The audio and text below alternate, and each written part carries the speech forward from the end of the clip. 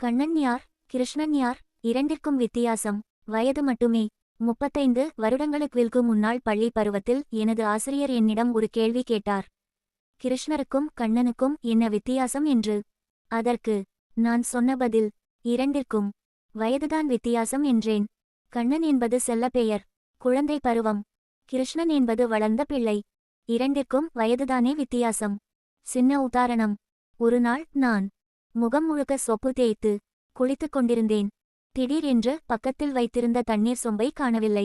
கண்ணை திறக்க முடியாமல் 2 கையாலும் என்னை சுற்றி சுற்றி சொம்பை தேடினேன். அப்போது எனது குழந்தை சிரிக்கும் சத்தம் கேட்டது.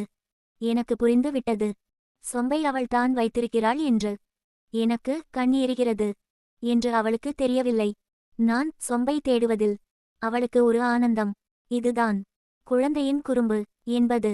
தற்போது எனது கண்ணில் ஒரு தூசி விழுந்தாலும் அவள் கண்ணில் நீர் வடிகிறது. இரண்டிற்கும் வித்தியாசம் வயது மட்டுமே. மகாபாரதத்தில் கண்ணன் சிறு குழந்தையாக இருக்கும்போது கோபிகளின் ஆடைகளை மறைத்து வைத்து அவர்கள் தேடுவதைக் கண்டு ஆனந்தப்பட்டான்.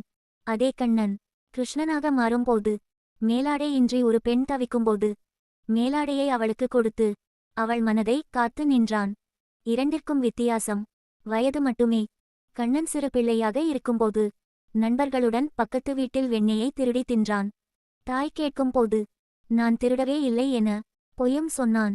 அதே கண்ணன் கிருஷ்ணனாக மாறும்போது திருடுவது கூடாது, பொய் சொல்வது கூடாது என கீதை உபதேசம் செய்தார். இரண்டுக்கும் வித்தியாசம் வயது மட்டுமே. சர்வம் கிருஷ்ணார்ப்பணம். வாழ்க வளமுடன். இனிய காலை வணக்கம்.